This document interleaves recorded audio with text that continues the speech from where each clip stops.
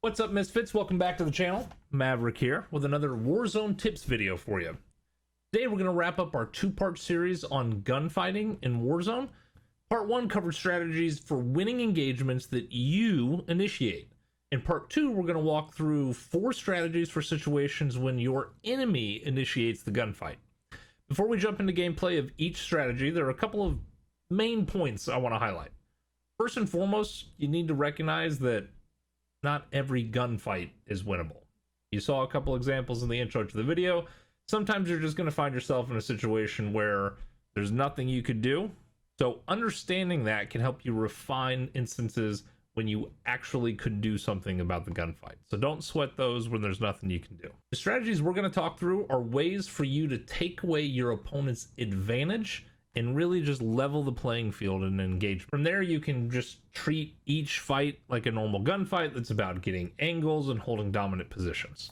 So 2 themes you'll notice are common for each scenario we're going to discuss are 1, the speed in which you recognize the terrain of an engagement and implement one of the strategies that we're going to walk through is of paramount importance. The difference between surviving and heading back to the lobby is the moment it takes for you to choose how to respond to your enemy. Part of the reason for making this video is so that you've already thought through some of these strategies and we're removing some of the barriers or some of the cognitive delay for when you find yourself in the situation and you decide what to do because you're already aware of the different options. The second common thread is that your enemy's greatest weakness tends to be a lack of patience. Each second where you delay the gunfight when your enemy had a clear advantage is a victory.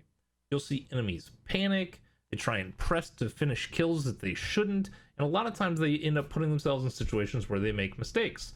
It's those mistakes that you capitalize on that help level the playing field or that can turn a pretty certain loss into a clear victory. So let's jump into the first strat we're going to walk through. This is the riskiest strat, and it is aptly named the balls to the wall strategy. Alright, so the balls to the wall strat is our hope and pray strat. It's going to happen when you get caught in the open during rotations. That's when it's most common, and it's pretty much just prone out and pray for headshots.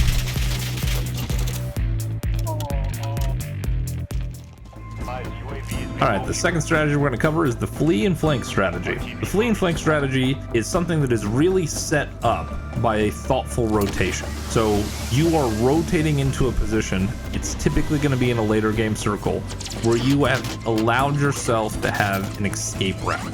So you're using the contours of hills, you're using buildings, whatever it might be that you already have passed by and know are clear. And the idea is that if something happens, you've got an escape route you can pull back through that allows you to flank into other parts of the zone.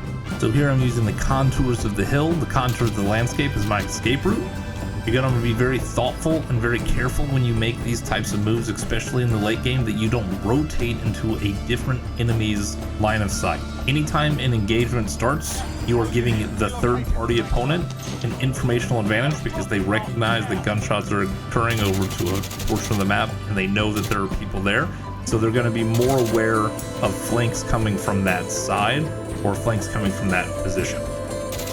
And the rest of this we're just going to watch because it's a universal PSA to make sure we kill every single person that uses a riot shield. They are the bane of Call of Duty existence, aside from this crazy graphic glitch.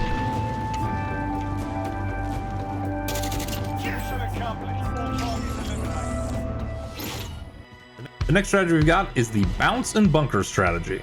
This is really going to be something you find that you're using most often in urban POIs. You get hit, and then you want to find the closest, most easily defendable position that you can lock down as a one-man group. So here, I bail into a building, there's only 2 ways in or out, and I know my enemy has to come from one of those angles. This is a strategy where every second that you can delay or frustrate your opponent is a second that allows them to get impatient and they start making mistakes.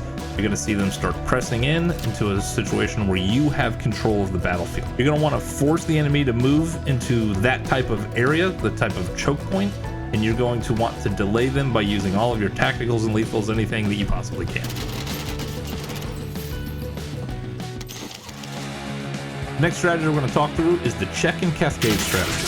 You're going to find that this is relatively similar to the bounce and bunker strategy, with the exception of you're going to do it more often in wider or less defendable positions than an urban POI. So not a lot of building action here. You're just going to be falling back and trying to pull or create movement in your enemy. The more that your enemy moves, the more that he's focused on what's going on around him and less on just the gunfight, so they can make mistakes and they can be distracted. You can pull them to a battlefield that is best suited for the type of loadout that you have. This is a strategy that the second you can create any type of level playing field or any type of advantage, specifically a health advantage on your own, you need to press into your opponent. They have thought that you are a passive player all the way up to this point. They won't expect a sudden explosion of aggression from you. This combination of choosing the battlefield and unexpected aggression is enough to overwhelm your opponent and typically turn the table so you win the gunfight. Alright, Misfits, there you have it. There's 4 strategies to help you to respond to your enemies when they start gunfights against you. Hopefully this will put you in a better position, allow you to think a little bit faster, and get an edge on your opponents in Warzone. We'll go ahead and finish off with a clip where I'm employing 3 of the 4 strategies we discussed to go ahead and get that solo victory. If you've enjoyed the content, if you're enjoying the Warzone Tips series, please do me a favor, go ahead and like and subscribe. Any support is very much appreciated. My socials will be listed in the description. We do daily updates of funny clips and goofy stuff going on, so feel free to go ahead and follow those. For all my Misfits out there, welcome back.